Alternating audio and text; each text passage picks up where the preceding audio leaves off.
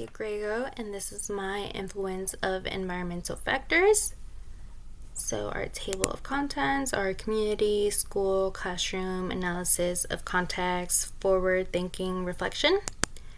So the community slash city that I wanted to do was Maricopa in Pinal County. There is only one big main environmental feature in Maricopa. It would be the Park Copper Sky.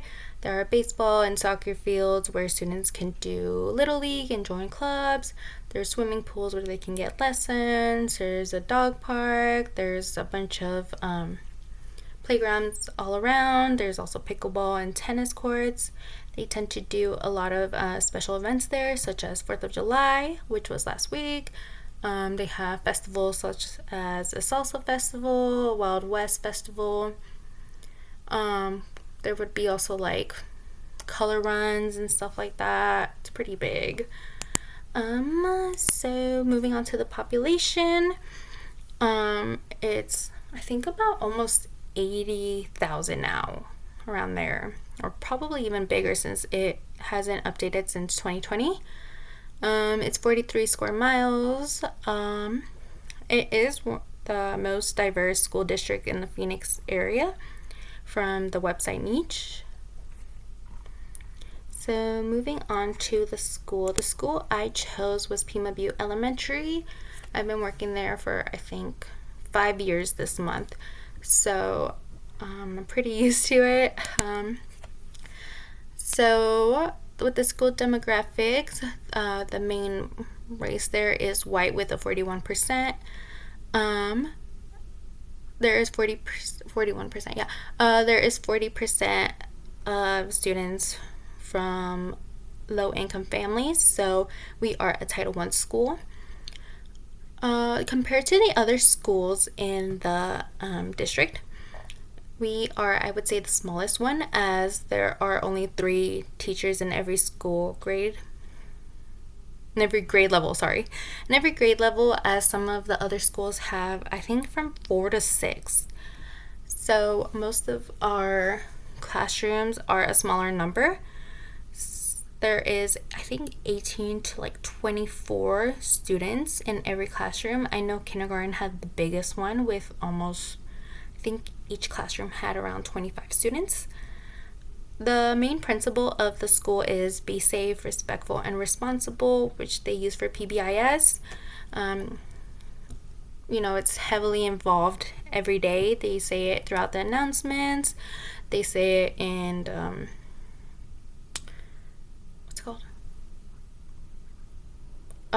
presentations. I forgot the name.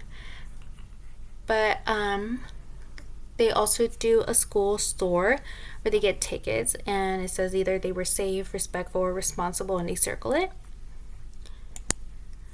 So parents are heavily involved in the school. Our PTO is extremely involved every day. They do small things such as events such as muffins with moms, donuts with dads. They do Santa suppers. They help out with book fair. They're in charge of water day. They do stuff for staff appreciation week and so on. We just added also Watchdogs, which is a program where father figures come and help with school duties in the classroom. They have lunch with the students. And then I wanted to move on to the classroom.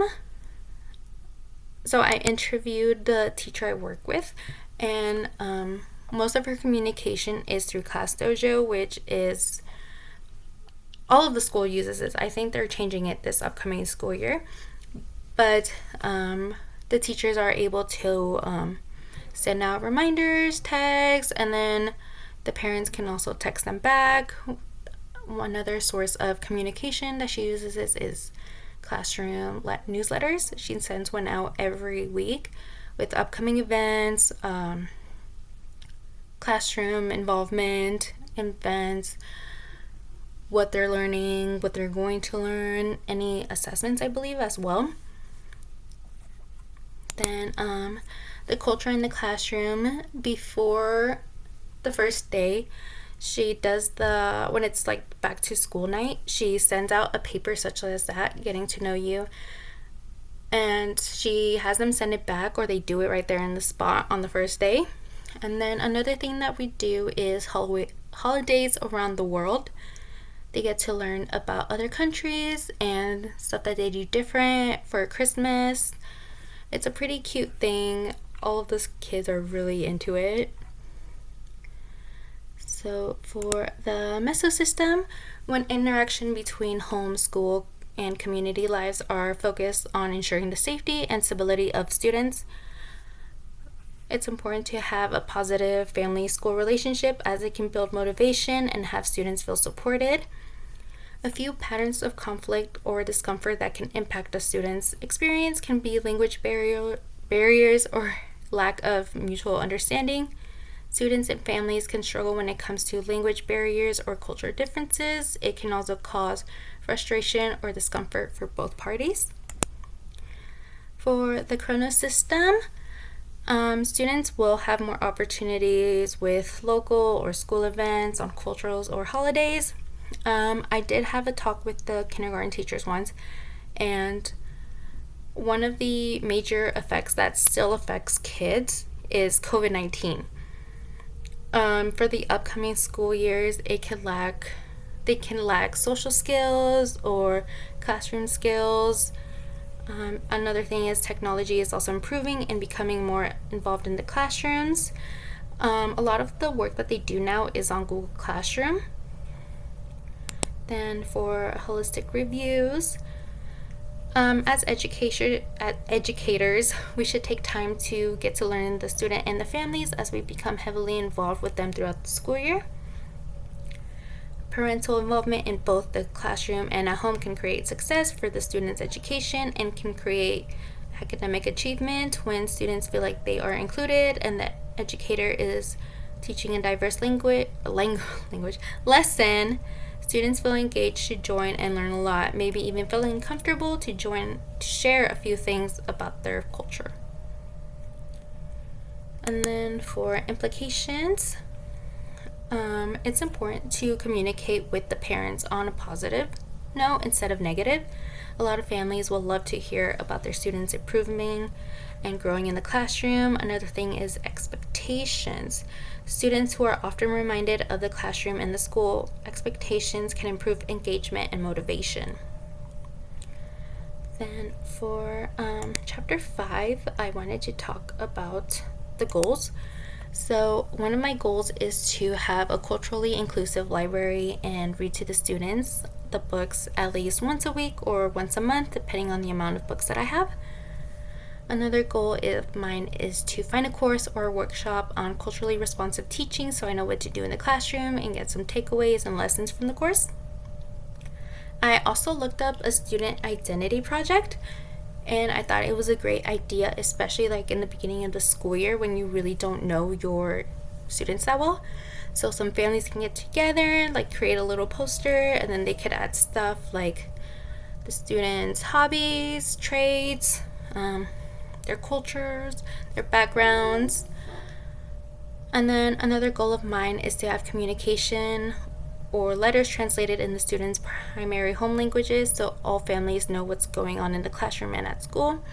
I know in my personal experience, my mom was the only one there for most of the events, and she only spoke Spanish. So having a newsletter or like any event translated in Spanish or the students' primary home language can make a difference. It's pretty small, but it can impact them in a positive way. And for ways to be an educator, I plan to have clear communication with both the students and the families, taking the time to get to know them at events or the school settings. I'd like to have a safe environment where students can tell me about family events, holidays, pretty much anything. I know for my classroom, my lead teacher or mentor teacher, she takes the time in the morning to have each kid share a good thing, whether it's, something that they did with their family or what they did last night. I know sometimes they add stuff like what they ate pizza last night and had ice cream. It's little small things like that can make a difference as they feel like they're being heard by their peers and the educator. One of the strategies I want to do for sure is inviting some of the community leaders. I know a lot of them love to come into the classroom. So someone from like the city councilor, and they take the time to tell the students like what they do, and then possibly like doing a lesson on it, or like having them tell us what we can do in the community to make a difference. Another thing, I'd like to invite a gardener. I thought it would be a fun little classroom project that they get to learn how to garden well, and we could create like a small one. I'd also like to find communities or organizations that we can join as a field trip experience so families can be invited to join and chaperone. In terms of communication strategies, I'd love to give a parent a phone call when a student's improving or there's great news. I know for personal experience, we had a student that was struggling, and the mom, messaged us and was like, hey, can you give us extra work so we can work on it? And we did, and that student improved a lot, and we would just tell the mom how it was so great that little thing can make a difference. Another thing is having a hallway board with students' work on it can be a great way to communicate with the parents. I know for us, we do all of our work and we post it, especially the when I grow up, what I want to be stuff, and a lot of families love that kind of stuff. So that's pretty much it. Thank you.